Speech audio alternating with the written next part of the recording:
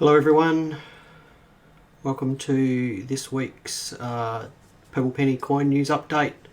We've got a new camera and microphone set up this week, so if I'm a bit uncertain about what I'm doing, it's because I'm still learning the new setup here. So hello Lee, welcome, thanks for watching. Lee, if I show you something, can you please tell me if something is backwards or not? Because this was the reason why we've done this. Is that note the right way around or is it backwards? It looks the right way around to me. This is the reason why we've done this, so that we weren't showing things backwards on our phone anymore. So this week in coin news, apart from the new video setup, we've got what's been going on in the coin world and what's been going on here in the shop, and probably the most interesting thing that's been going on this week is that the Daily Mail website, the 9 website and the Channel 7 website picked up a story about valuable coins that you can find in your change. It seems to be something that they're doing with regularity these days. A few years ago, one of these stories would happen sort of once every year or so. Now it seems to be happening every few months. But on Monday and Tuesday of this week, we had the Daily Mail picking the story up on Monday morning, and then Channel 9 on Monday afternoon, and then Channel 7 picked it up on Tuesday. It was talking about the 2000 mule, the double obverse 5-cent piece from 2007, and increased 50-cent pieces, and they linked to the Purple Penny website because we've got an uncirculated mule on our website. The Daily Mail article was particularly amusing, and how inaccurate it was, and how they misdescribed what the mule was and how to identify one. They said that it was heavier and that it was thicker, and they didn't mention the year. You know, for those that don't know, the year 2000 mule, number one, it's only the year 2000. So if you've got a dollar from any other year and it's got the kangaroos on it, then it's not a mule. It's only the dollar. So, you know, they're the two things that knock most people out of the ballpark straight away. And if it is a $2,000 and it's got the Mob-a-Vroos design on the reverse and it's got sort of a double rim on the obverse, then there's a good chance that you've got a mule on your hands. There were, of course, a few other mules minted. So we've got the 2014 Anzac and the 2015 Anzac, which have both been muled with a 10-cent obverse die. The phone rang off the hook on Monday and Tuesday with people who had found dollar coins and wanted to know where they could cash them in for thousands and thousands of dollars. And of course, we had to put them out of their misery, which is always a bit disappointing. The other amusing thing that they got wrong about us is that we're an auction site. So we're not an auction site. Please don't start sending your auction consignments to us, because we wouldn't know what to do with them. So we had, on our website on Monday and Tuesday, we had about 10 to 15 times the normal amount of traffic that we usually did. The website actually stood up to it fairly well, so that was pleasing. Yeah, it's a good bit of publicity for us, but a bit disappointing as to how inaccurate it all was. So what's been going on this week? And here we go. I'm going to try something fancy here with our new software that we're using. There's a new release. So can everyone see that? Can I explain and show an example of increased 50 cent? If you give me a little while, Ian, I'll see if I can find a picture and share it to the screen. So you can see there that a picture of a coin has popped up next to me. This is a new release. It's the 2021 Great White Shark Investment silver coin that the Royal Australian Mint has released in the last couple of weeks. We'll be getting a few of them in. We don't get a wholesale discount on them, so the price isn't any cheaper than what you can get it from the Mint, unfortunately. But hopefully we'll have those in towards the end of next week. So it's a 1 ounce silver coin, 999 silver. You can see it's got a nice design there of a shark on the reverse, and I believe the mintage is 25,000, just a small number being released onto the Australian market, and it struck 2 brilliant uncirculated standards, which is kind of like a reverse proof. So that's a nice looking coin for those that are interested in silver. So we'll just switch that off. And the other new release coming up, of course, is, and this is just a reminder here, is that we'll just move to the left there, you can see that ACDC coins are due for release on Thursday the 8th of October. We can't take pre-orders on them, we're not allowed. Just a reminder that they are now released on Thursdays and not Mondays, so if you're going to look out for them on our website, you'll need to be on our website at 12 AM on Thursday the 8th of October. And as far as I understand, Royal Australian Mint releases will continue to be on Thursdays from this point forward, so just be aware of that. Interesting things that have come in the shop this week.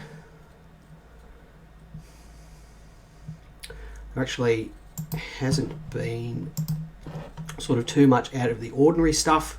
Probably the most interesting thing, because I was just surprised that I didn't know this. We had a collection of, well, it was really just a bag full of worn British coins come in, and we were looking through it with the person who brought it in to sell it, and we looked up this one. It's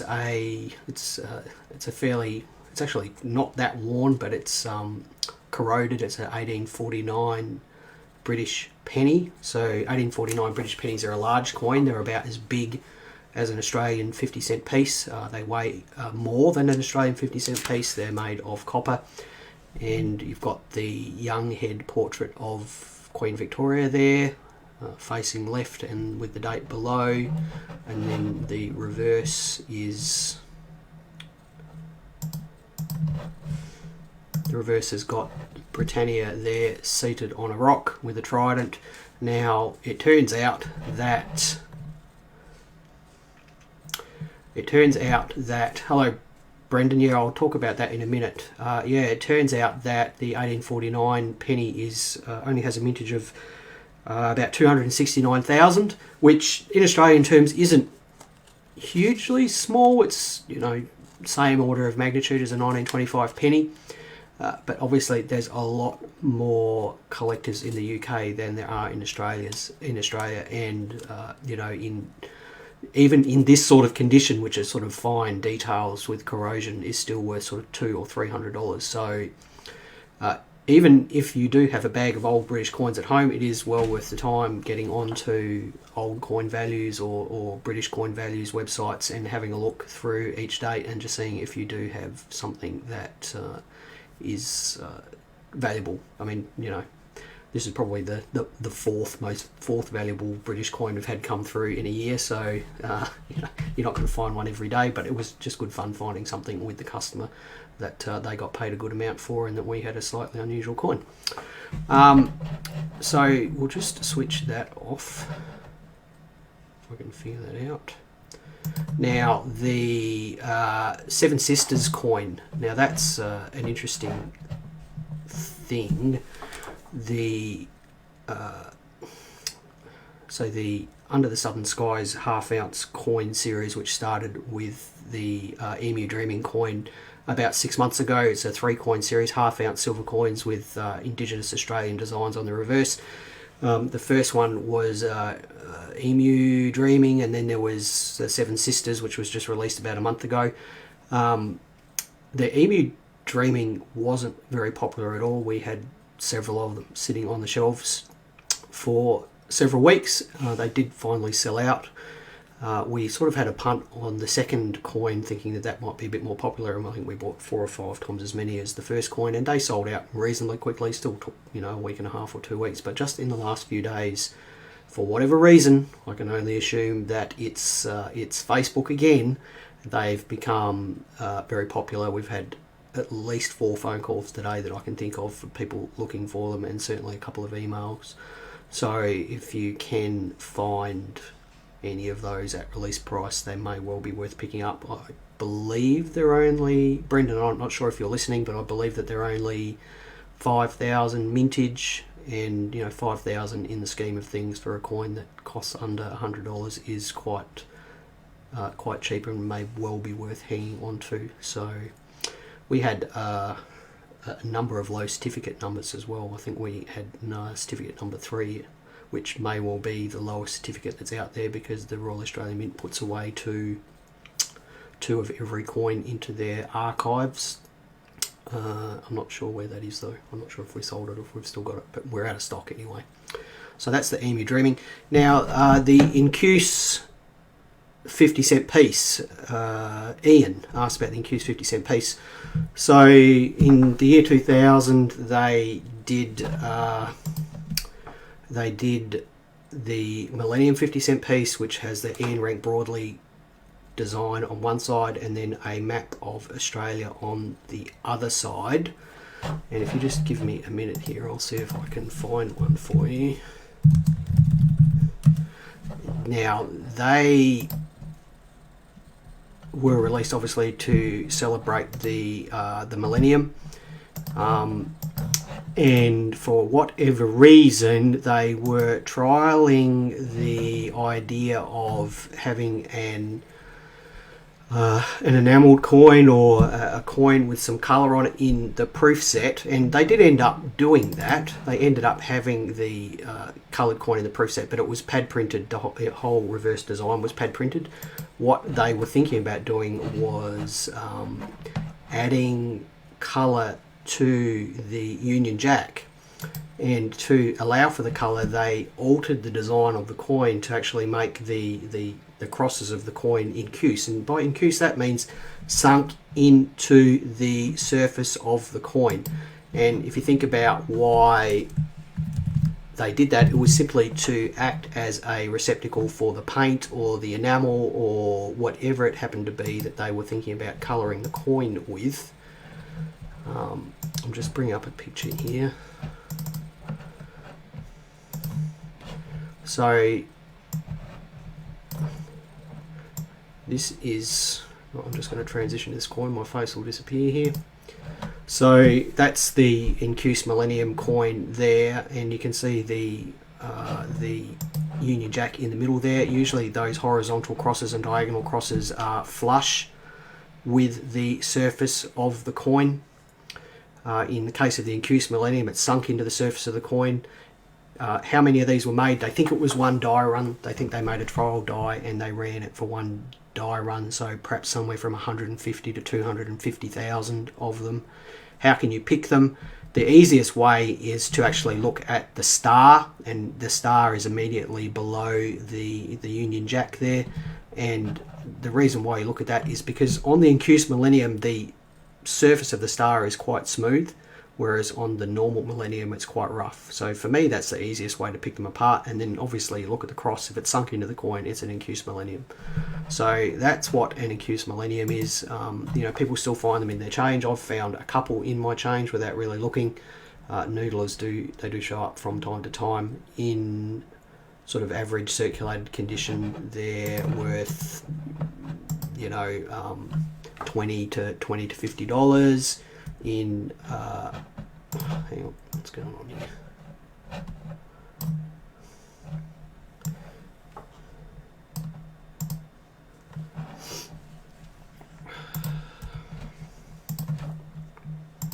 Right, in uncirculated condition, probably over 1,000. So I hope that answers your question there, Ian.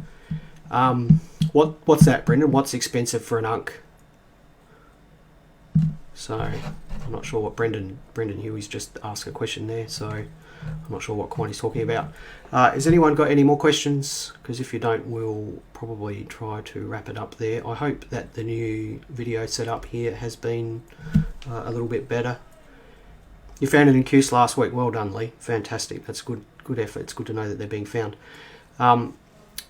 If anyone's got any more questions for us to address next week, please let us know via Facebook Messenger, or send us an email, or give us a call, and we'll talk about it next week. It'll give me a chance to prepare some material for this new fancy dancy. Oh, yeah.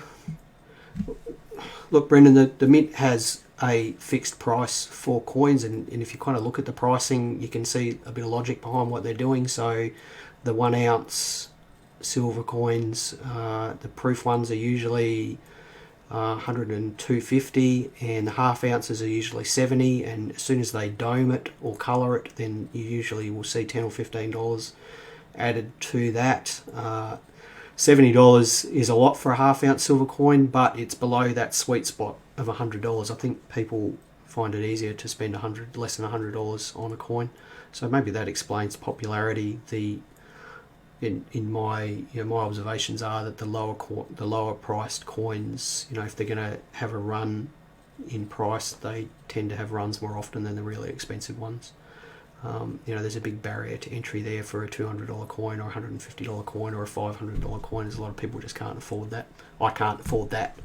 Whereas $70, perhaps, it's not that much. I guess it's 2 schnitzels at the pub or something. So, yeah. Thanks, Paul, for letting me know the video works well. Thanks, everyone, for joining in and watching. I hope the sound has been better and the video has been better. And we'll do this again next week around about the same time. So, bye, everyone.